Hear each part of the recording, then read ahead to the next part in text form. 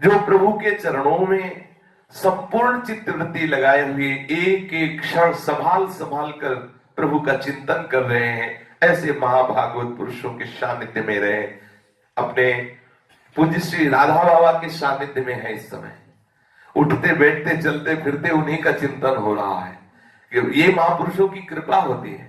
भगवान की कृपा का सीधा स्वरूप है महापुरुषों से अपनापन होना, और महापुरुषों की कृपा का फल होता है कि सहज में चिंतन बन जाना। अब कोई क्षण ऐसा नहीं जिस समय राधा बाबा का चिंतन ना होता हो। अपने लोग सुन रहे हैं, उन्हीं का मनन कर रहे हैं, चिंतन कर रहे हैं, तो जो राधा बाबा के हृदय में वो आने में अब संशय नहीं है, पक्का समझ लो। क्योंकि जो चिंतन होता है उसका प्रभाव हमारे हृदय में आता है। पूज्य श्री राधा बाबा के अमृत में वचन सुन के फिर उनके जीवन चरित्र का श्रवण करते हैं। बाबा कह रहे हैं, किसी अनुकूल वस्तु की सत्ता का जब अनुभव होता है तो हमारे हृदय में एक मांग होती है कि ये अनुकूल वस्तु मिल जाती, ये अनुकूल व्यक्ति मिल जाता, ये अनुकूल परिस्थिति मिल जाती, तो इसी का नाम है लोभ। ये भजन में बहुत बड़ा दोष है। जो भगवत भजन करना चाहते हैं उनको जैसी भी परिस्थिति प्रभु ने दी है उससे मांग ना करें प्रभु से। बहुत ही सूक्ष्म बात है कि अगर इस व्यक्ति का हमें सानिध्य मिल जाता, इस वस्तु का सानिध्य मिल जाता, ऐसी हमारी व्यवस्था होती तो बहुत बढ़िया भजन होता।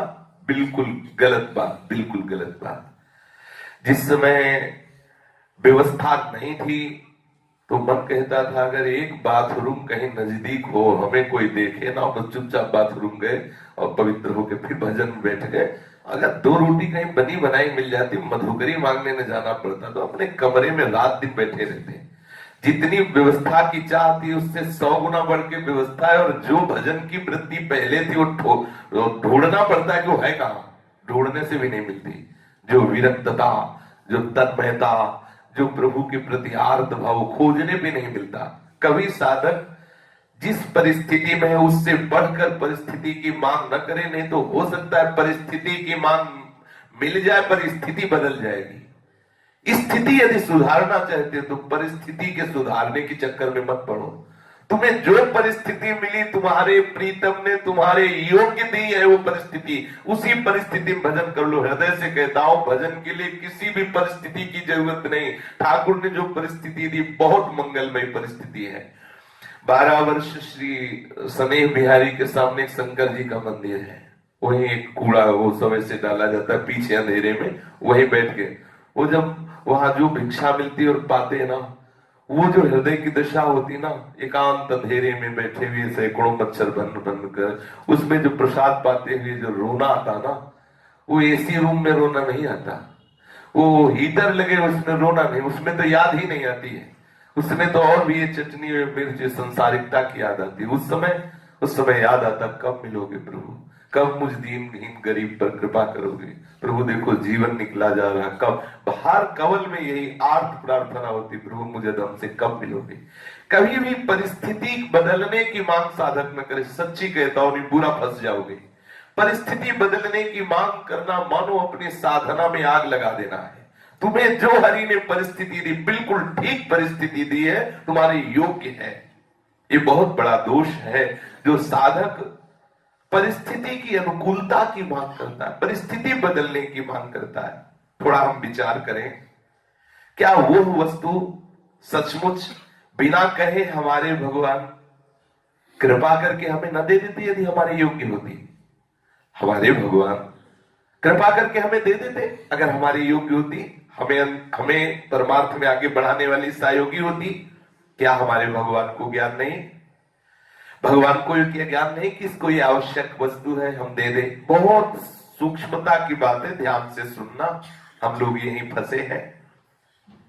ये हमारा बच्चा है, हमारा शरणागत है, हमारा जन है, इसको ये वस्तु हम दे देते हैं, इससे इसका बहुत बढ़िया भजन बन जाएगा, इसकी बहुत बढ़िया साधना बन जाएगी। क्या हमारे भगवान ये नहीं जानते? यदि वो जानते हुए हमें नहीं दे रहे तो सच्चा समझ लो कि वो हमारे भजन के नाश करने वाली मांग है जो मैं मांग रहा हूं कि हमें सुंदर व्यवस्था हो जाती, हमें एकांत मिल जाता। पक्का समझ लो जिस परिस्थिति में हो भगवान ने तुम्हारे योग्य परिस्थिति तुम्हें दी है। जब बच्चा छोटा होता है तो उसे कितना दूध पिलाना, देखो भगवान कितने कृपालु हैं। माँ के स्तनों से उतना ही मीठा दूध निकलेगा जितना बच्चे को चाहिए, उतना ही गर्म निकलेगा। ये भगवान की व्यवस्था है। आप गर्म करके पियोगे तो उसमें धोखा हो सकता है, चीनी अधिक हो सकती है, अधिक गर्म हो सकता है, लेकिन छोटा बच्चा है वो बता नहीं सकता।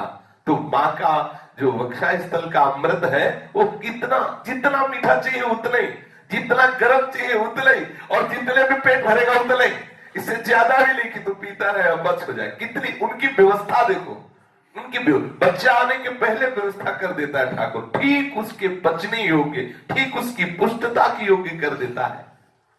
बच्चे को किस समय क्या चाहिए, कौन सा वस्त्र चाहिए, कौन सी भोजन की व्यवस्था चाहिए, ये माँ को पता होती है। बच्चे का सिर्फ काम है रोना। बच्चा तो भूख लगने पर रोता है, रोने के अतिरिक्त उसके पास और कोई साधन नहीं रहता। वस्तुतः हम जितने हैं सब हम प्रभु की दृष्टि में बच्चे ही हैं, किंतु हम बस अपने को बड़े सयाने समझ रहे हैं कि हम बड़े चतुर हैं, बड़े सयाने हैं। हमें कौन सी वस्तु चाहिए, हमें किस वस्तु से परम मंगल विधान होगा, मेरे प्रभु जानते हैं। उपासक को चाहिए किसी वस्तु की इच्छा ना कर ले, किसी परिस्थिति की इच्छा ना कर ले, किसी परिस्थिति के परिवर्तन की मांग ना कर ले, नहीं तो साधना बाधित हो जाएगी पक्का। किसी वस्तु के परिवर्तन की भावना हमारे मन में उदय हो तो हम केवल प्रभु से कह सकते हैं, बस ध्यान देने की बात है। हमारे हृदय में ये बात है कि ऐसा होता तो ठीक, तो हम क्या करें? अगर बार बार मेरे मन में बात आ रही तो हम अपने प्रियाजू से कह देते, देखो प्रियाजू मेरे मन में बात आ रही है, उचित तो हो तो पूरी कर देना, ना उचित हो तो आप बिल्कुल हमारी बात मत मानना।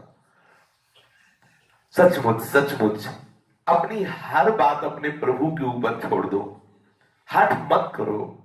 वो जो कर रहे हैं उसमें तुम्हारा परम मंगल है। हम परिवर्तन की भावना को भूल कर केवल रट लगा दें तो आपके जीवन में दो बातें आ जाएंगी।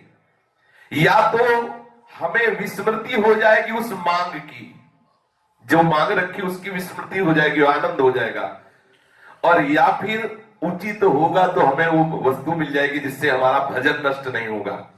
पर हम हठ ना करें अपने प्रीतम प्रभु से, मांग रख दी और उनके ऊपर छोड़ दिया कि आप जैसा उचित समझे तैसा कर दें। ये अनुभव करने की चेष्टा करें। आप सारी शक्ति लगाकर, सारा विश्वास लगाकर आप अपनी बात प्रभु के सामने रख दीजिए और बस निरपेक्ष हो जाइए। बात पूरी क्यों नहीं हुई ये बात नहीं सोचना है।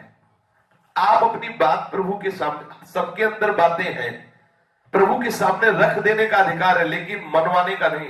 ध्यान दीजिए, ये हो ही जाना चाहिए, नहीं रख दिया, मालिक की इच्छा जैसा उचित होगा वो कर देंगे। उसके कण कण में लौकिक या पारलौकिक जो भी बात होगी वो हमारा मंगल ही मंगल भरा है।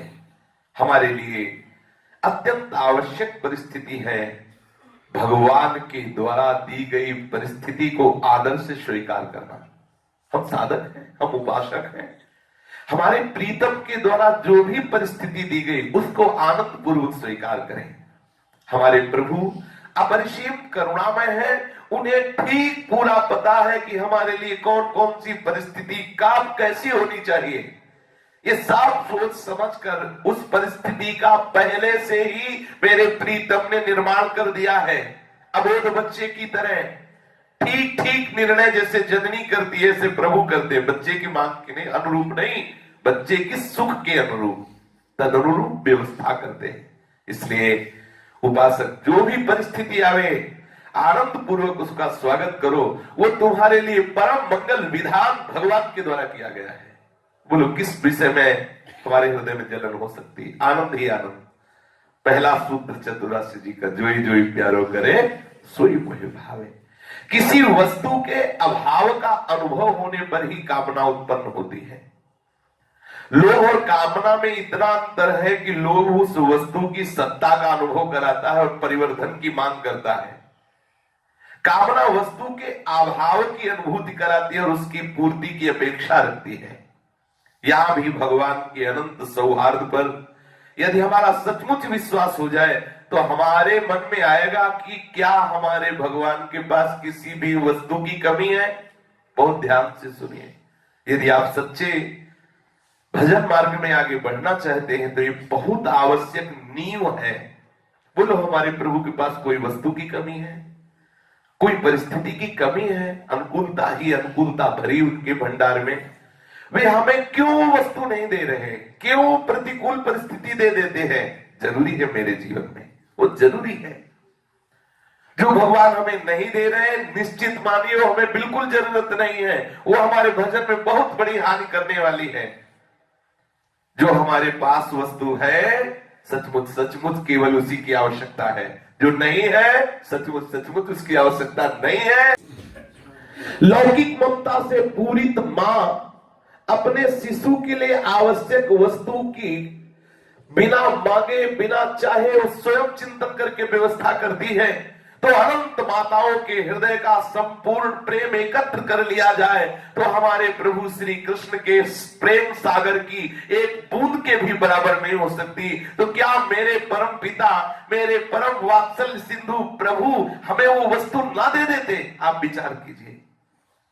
प्रभु की सौहार्द पर विश्वास करो, इस तरह वासना ये छीन करते चले जाओ, आप आनंद समुद्र में लीन हो जाएंगे। ओठों पर मंद मुस्कान हो, चाहे जितना कष्ट हो, और मुख में मधुर मधुर नाम हो, और जब तुम्हारे प्राण जा रहे हो तो तुम्हारे प्रीतम सामने मुस्कुरा रहे हो, इससे बड़ा जीवन का उपहार और कोई नहीं है। पूज्य श्री राधा बाबा कह रहे हैं, जीवन का उपहार क्या है? तुमने जीवन में जो किया उसका परिणाम क्या होना चाहिए? भयंकर कष्ट है लेकिन ओठों पे मुस्कुराहट है, और जिह्वा में प्रीतम का नाम है, और नेत्रों के सामने हमारे आराध्य देव मंद मंद मुस्कुराते हुए खड़े और प्राण निकल रहे। ये है जीवन भर की कमाई का फल। जब तक व्यवहार जगत में रहो, संपूर्ण साहस के साथ प्रसन्न चित्त होकर के प्रभु के हर विपत्ति विधान में मंगल भावना करो। देखो प्रभु तुम्हें कितनी कोमलता से स्पर्श कर रहे हैं। दर्शन करो प्रभु की कृपा का, प्रभु के मृदु स्पर्श का अनुभव करो। हंसते हंसते उनके हर विधान को सिर पर चढ़ाते चले जाओ, तो तुम देखोगे अंत में तुम्हें ये इनाम मिलेगा कि तुम्हारे होठों पर मुस्कान होगी, जिह्वा पे नाम होगा, और नेत्रों में तुम्हारा प्रीतम समाया होगा। तब तुम्हारे प्राण निकल रहे होंगे। ये महापुरुषों के अनुभव की बात है। यदि तुमने जीवन में प्रत्येक प्रतिकूलता, अपमान, निंदा, विपत्ति को प्रभु का कृपा प्रसाद समझकर सर चढ़ाते हुए हंसते हुए आगे परमार्थ में चले हो, तुम्हारे हृदय में ऊंचा से ऊंचा विश्वास का परमाणु भरता जाएगा, और अंतिम जीवन का परिणाम तुम्हारे जीवन में ये उदय होगा। जब तुम्हारे प्राण निकल रहे होंगे तो मुख में नाम होगा, मंद मुस्कुराहट होगी तुम्हारे मुख में, सामने देखोगे तो तुम्हारा प्रीतम हंसता हुआ नजर आएगा। उस समय तुम्हारे प्राण निकलेंगे। वास्तव में मानव जीवन का उद्देश्य क्या है? विचार करके देखो। मानव जीवन का उद्देश्य है सुख।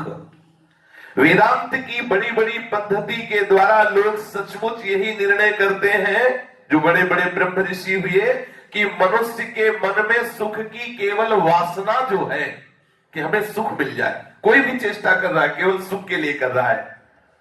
अंत में सब इस निर्णय पर पहुंचते हैं कि सबकी मांग है सुख, अखंड सुख, निरतिशय सुख।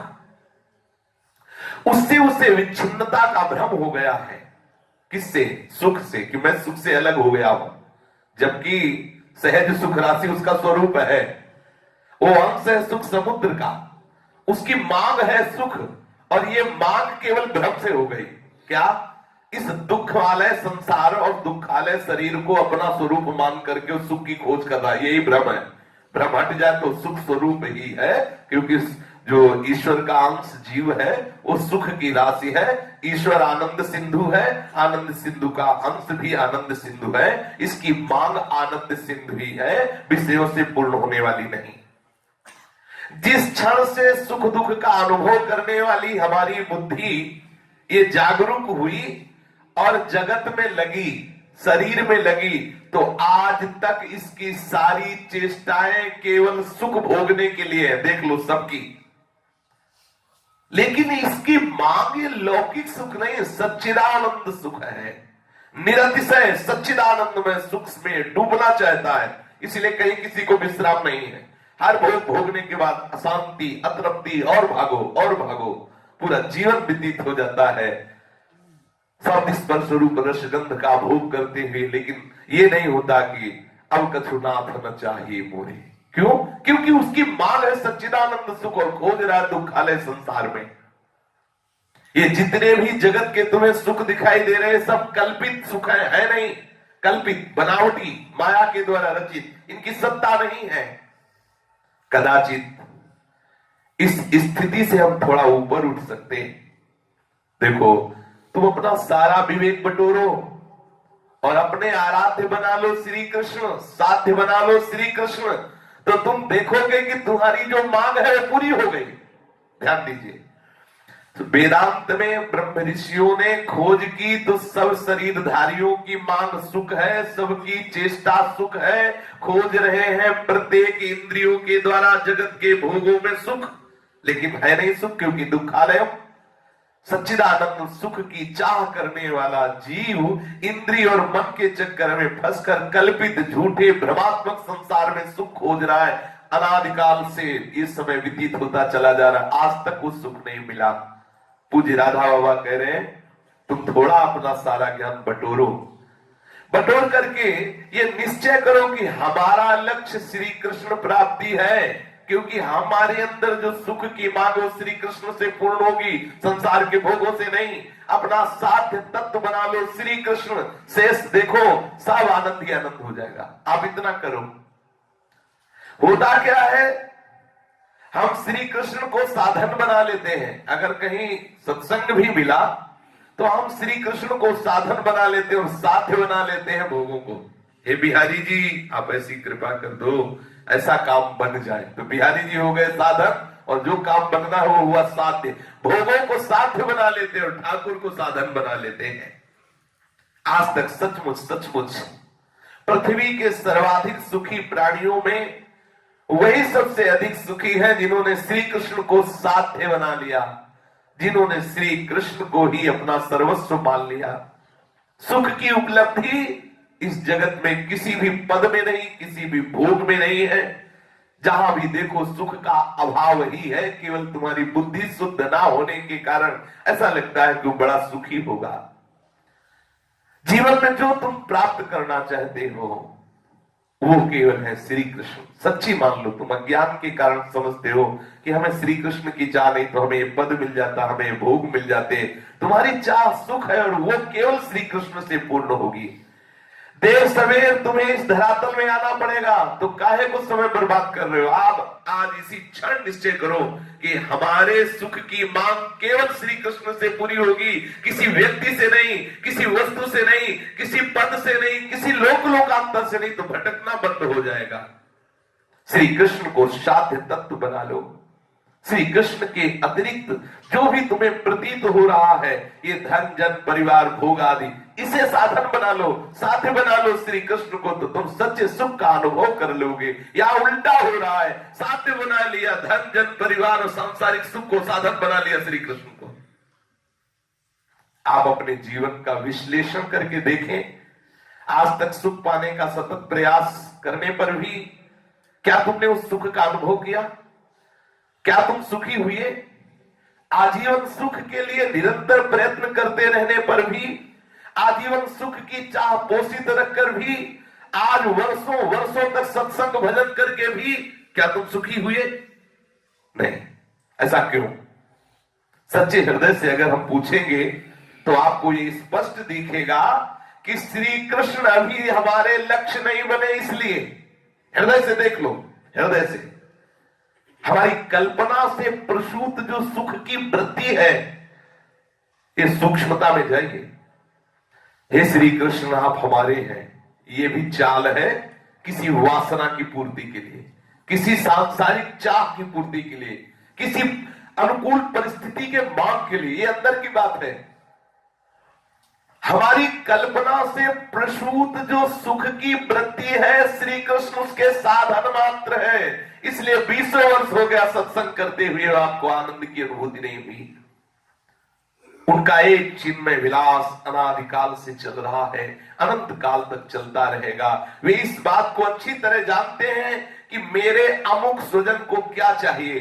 श्री कृष्ण के निर्णय में कभी भ्रम का प्रवेश नहीं हो सकता, तुम्हारे निर्णय में हो सकता है। आप जैसे कह देते हैं नहीं हमारे अंदर तो भगवत प्राप्ति की इच्छा है, हम तो चाहते हैं अभी भगवान मिल जाए, हमसे तुम कह सकते हो, लेकिन प्रीतम से वो अंदर है कि तुम्हारी बात देख रहे कि तुम्हारे अंदर कितनी चाह। जब सब चाह मिट कर केवल एक चाह रह जाएगी कि श्री कृष्ण चाहिए, श्री कृष्ण, तो दूसरा सेकंड नहीं लगेगा, श्री कृष्ण की अनुभूति हो जाएगी। पक्की बात समझ लीजिए, जिस क्षण तुम्हारे हृदय में एक चाह केवल रह जाएगी, दूसरी चाह नहीं होगी, तो दूसरा सेकंड नहीं लगेगा, श्री कृष्ण मिल जाए। किसी की गवाही की, किसी की साक्षी की जरूरत नहीं, क्योंकि वो सबके हृदय के साक्षी है। वो सब कुछ एक एक सेकंड की बात जान रहे हैं। जैसे हम अपने बच्चों के लिए निर्णय कर लेते हैं, तुरंत उनकी इच्छित वस्तु उन्हें देने का संकल्प हमारे मन में आ जाता है, व्यवस्था करने का प्रयत्न करते हैं, ठीक ऐसे ही हमारे प्रभु हमें बहुत प्यार करते हैं। हम प्रभु को चाहते ही नहीं, प्रभु से चाहते इसलिए दे रहे हैं। और दोष लगाते कि इतने दिन हो गए सत्संग करते, इतने दिन हो गए भजन करते, भगवान क्यों नहीं मिलते। बेईमानी की बात है, तुम भगवान से मिलना नहीं चाहते। अगर अंदर की बात है तो अंदर की बात से तुम देख लो, हमारे प्रभु अंदर की बात बहुत सूक्ष्मता से देख रहे। पूज्य राधा बाबा कह रहे उनके निर्णय में भ्रम नहीं हो सकता कि तुम मांगो भगवान और वो दे दे, तुम्हें संसार ऐसा आज तक नहीं हुआ, कोई भक्त के जीवन में ऐसा नहीं हुआ। अगर आप प्रभु को साधन बना के साध्य संसार के भोग मांग रहे हो, तभी तुम्हारी इच्छा पूर्ति नहीं हो रही कि भगवान मिल जाए। जिस दिन केवल एक इच्छा रह जाएगी, हमारे प्रभु ऐसे कर्कश कठोर निर्दयी नहीं है। जिस समय अपनी थोड़ी सी स्मृति आई गोपिकाओं को, तो ठाकुर अंतर ध्यान हो गए। भागवत उठा के देख, थोड़ी सी स्मृति आई, मैं बड़ी सौभाग्यशालिनी हूं। श्री कृष्ण स्मृति से अलग, मैं बड़ी सौभाग्यशालिनी हूं त्रिभुवन की स्त्रियों में। एक इसी वृत्ति में श्री कृष्ण को अंतर ध्यान कर दिया। और जिस समय केवल श्री कृष्ण की वृत्ति रह गई, स्वयं राजन कृष्ण दर्शन लालसा, केवल कृष्ण दर्शन, न त्रिभुवन न त्रिभुवन की स्त्री न मैं, केवल कृष्ण। तो दासा मावीर भूत स्वरी इसमें मान मुखाम्बुजा पीतांबर धरास्त्र साक्षात मन्मथ मन्मथा। तुम्हें बहुत प्यार प्रभु करते हैं, उनके प्यार पे संशय मत करो। तुम जो जो मांगे कर रहे हो वही तुम्हारे सामने आ रही है। उनमें भी जो तुम्हारे योग्य है, तुम श्री कृष्ण की मांग नहीं कर रहे। अगर श्री कृष्ण की मांग करते तो श्री कृष्ण मिल गए होते, इतने वो निर्दयी नहीं है, सच्ची मांगिए। पर वो श्री राधा बाबा कहते हैं, और बड़े बड़े और उनकी स्वयं की मांग अनन्यता है। अन्य अगर है तो बात नहीं, इतना भी अन्य पसंद नहीं उनको, पूर्ण अनन्य। प्रेम में अनन्यता, प्रेम गली अति साकरी तामे दो न समाये। दो नहीं, दो प्यार एक जगह नहीं देते, प्यार एक ही रहता है, वो सबको मिला के एक कर देता है। किस वस्तु की चाह पूरी होते ही दूसरी वस्तु की चाह प्रकट हो जाती है, तो क्या वो हमें वहां विश्राम मिला, सुख मिला? नहीं मिला। सुख तो वही है जिसके मिलने के बाद कोई चाह प्रकट ना हो। वो सुख केवल श्री कृष्ण से है। मान जाओ मेरी बात, ये नवीन नवीन सुख भोगने की अभिलाषा छोड़ दो, चाहे जीवन भर मर जाओ तो भी उसमें सुख नहीं है। लौटो, अपनी मांग को बदलो, अपनी भोग चेष्टा को बदलो। नहीं संसार में सुख है, एकमात्र श्री कृष्ण में सुख है। ये मांग की पूर्ति का क्रम जब से सृष्टि हुई तब से चला आ रहा है, अभी तक पूर्ति नहीं हुई। छोड़ो, इसमें नहीं है सुख। ये मांग करते जाओगे, भोग मिलते जाएंगे, भोगते जाओगे, वासना बढ़ती जाएगी, मरोगे, फिर जन्मोगे, फिर वही क्रम चलता रहेगा। बंद करो, ये क्रम ही बंद कर दो। चाह करो श्री कृष्ण की। जैसे दूर स्थित मित्र को हम याद करते हैं तो उसकी मानसिक मूर्ति हमारे सामने आ जाती है। उसका शरीर यहां से बहुत दूर किसी अन्य स्थान पर होने के कारण नहीं दिखता, परंतु मानसिक मूर्ति आ जाती है। परंतु श्री कृष्ण में ये बात नहीं है। श्री कृष्ण दूर नहीं है, जहां तुम चिंतन कर रहे हो उससे भी नजदीक श्री कृष्ण है। सही पूछो तो अपने से भी नजदीक श्री कृष्ण है, अपने से भी नजदीक, क्योंकि हमने अपने को शरीर माना है। बहुत नजदीक प्रभु है। प्रभु और प्रभु का स्मरण, प्रभु और प्रभु का नाम, ये दो बात नहीं, पहले बैठा लो दिमाग में। प्रभु और प्रभु का स्मरण दो बात नहीं। अगर चल रहा है स्मरण राधा राधा राधा, तो स्वामिनी जो है आपके स्मरण में, स्वामिनी जो आ गई है, जिस समय हम प्रभु की मूर्ति अपने मानस पटल पर लाते हैं, उस समय वो पूर्ण रूप से प्रभु हमारे मानस पटल पर आते हैं। वो बोलते इसलिए नहीं कि हम उन्हें चित्र मानते, उन्हें कल्पना मानते, उन्हें भावना मानते, उन्हें हम साक्षात नहीं मानते। अगर साक्षात मानने लगे तो हमसे बात भी करने लगेंगे। थोड़ी देर हम उस भावना में, उस कल्पना में डूबते हैं और मानते हैं तो चित्र है, ये तो ऐसा, और हम काम में लग जाते हैं, दूसरी बातों में लग जाते हैं। यदि ठीक से कोई एक भी लीला का चित्र बांधकर मन को उसमें डुबाए रखे और उसी भावना की मूर्ति में देखें, तो आप देखेंगे प्रभु प्रकट हो जाएंगे। क्योंकि प्रभु कोई ऐसी जगह ले जाना हो, तो तुमने जो चित्र में भावना की, तो प्रभु वहां भी तो है, और आप दृढ़ भावना कर लो। जब तक मन नहीं लगाएंगे तब तक मैं भगवान को जानता हूं ये कहना बनता नहीं। जरा सोचे, धन चाहने पर मन उसमें कैसे लगता है। कौन सी युक्ति मन लगाने की हमने किसी से पूछी थी कि भाई धन कैसे मिलता है, उसकी युक्ति बताओ, सब युक्ति आने लगती है। मन स्वाभाविक गति से लग जाता है, क्योंकि मेरे अंदर पहले धन की चाह आई, बाद में सब युक्तियां आ गई। ऐसे ही यदि आप भगवत प्राप्ति की चाह करेंगे तो सारी युक्तियां आपको भगवान दे देंगे। कैसे कैसे मन लगाया जाता है। अच्छा, धन तो चाहने मात्र से मिलता नहीं, उसके लिए तो उद्योग करना पड़ता है, लेकिन भगवान केवल चाहने मात्र से मिल जाते हैं। भगवान केवल चाहने मात्र से मिल जाते हैं। तुम हे नाथ, केवल मैं तुमसे मिलना चाहता हूं, ऐसा हृदय से पुकारना प्रारंभ कर दो, चाह होते ही मिल जाएगी। चाह होती, विचार करें, जब हम भगवान का चिंतन छोड़ते हैं, दूसरी वस्तु का चिंतन आता है, तो चाह है उन वस्तु की, तभी तो चिंतन आता है। देखो, जितनी भी अंदर बातें आती हैं, कहीं ना कहीं हमारी भोगी हुई, भोगने की चाह वाली वही बातें आती है। कभी कभी भ्रमात्मक भी आ जाती है। प्रभु से अधिक मूल्य तुम जिस वस्तु का रखोगे, जिस व्यक्ति का रखोगे, जिस सुख का रखोगे, वो तुम्हारे दिमाग में आएगा। यदि तुम ऐसा भावना करो कि श्री कृष्ण से बढ़कर कुछ नहीं है, तो धीरे धीरे सब हटना प्रारंभ हो जाएगा और श्री कृष्ण ही रह जाएंगे। तो भगवत स्मरण की चेष्टा में त्रुटि मत होने दो। मेरी प्रार्थना मान लो। तुम निश्चय करो कि हम भजन में त्रुटि बर्दाश्त नहीं करेंगे, हम भजन में त्रुटि नहीं होने देंगे। कम से कम इतना नियम बना लो कि 5 मिनट का मंत्राय कभी नहीं होने देंगे अपने जीवन में। 5 मिनट भूल गए भगवान को, ऐसा कोई दिन नहीं होने पाएगा। ऐसा नहीं, या तो घंटों निकल सकते हैं। आप अपने भजन की जो शैली है उसमें देखिए, क्या कभी ऐसी भी बात होती है कि आप कई मिनट हो गए आप भगवत स्मरण नहीं किए? यदि ऐसा है तो सावधान हो जाओ। ऐसा नियम बना लो कि 5 मिनट भी भगवत विस्मरण में नहीं जाने पर, 5 मिनट, चलो ऐसा नियम बना लो कि 5 मिनट से छठा मिनट ना होने पाए। अगर 5 मिनट होने वाला है तो एक बार बोल लो राधे श्याम, तो वो 5 मिनट सार्थक हो जाएंगे। ये ना होने पाए कि 5 मिनट हो गए, हमने एक बार भी भगवत स्मरण नहीं किया। बोलो इसमें क्या कठिनाई है? केवल मन की लगन होने से काम हो जाएगा। मन का स्वभाव है बदमाशी करना, पर इसमें एक बड़ा सुंदर गुण है, ये जिस चीज में लगा दो और एक बार लग जाए तो ऐसे पकड़ लेता है कि उसे छोड़ना नहीं चाहता। अनादिकाल से हमने इसे संसार में लगा दिया है, इसने संसार को पकड़ लिया है। अब ये संसार छोड़ना नहीं चाहता। इसमें इसकी गलती नहीं, इसमें हमारी गलती है, हमने इसे संसार पकड़ा दिया। एक बार दृढ़ता से इसको संसार से हटाकर प्रभु में लगाने की चेष्टा करो। एक बार प्रभु को इसे पकड़ा दो, एक बार पकड़ लिया कभी नहीं छोड़ेगा। इसका स्वभाव है, जिसे पकड़ लेता नहीं छोड़ता। हमारी इच्छा की कमी है।